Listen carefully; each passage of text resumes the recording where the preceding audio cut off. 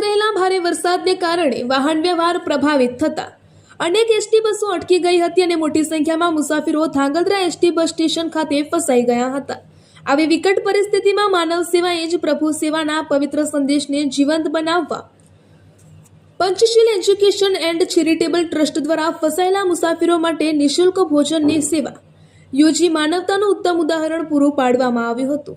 આ સેવાકીય આયોજન ટ્રસ્ટના સંયોજક તથા સામાજિક કાર્યકર શાંતિલાલ રાઠોડના માર્ગદર્શન હેઠળ કરવામાં આવ્યું હતું।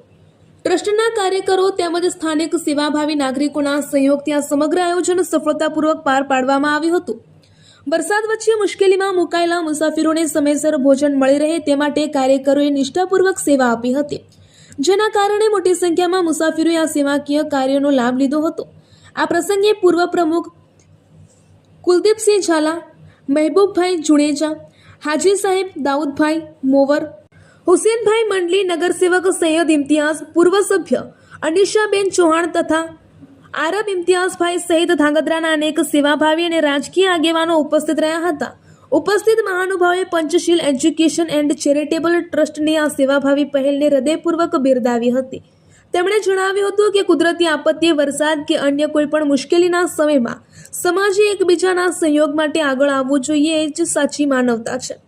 ટ્રસ્ટ દ્વારા કરવામાં આવેલા નિસ્વાર્થ સેવા કાર્ય સમાજમાં સહકાર, સંવેદના અને માનવતાના મૂલ્યોને વધુ મજબૂત બનાવે છે અને સૌ માટે પ્રેરણારૂપ બની રહ્યું છે।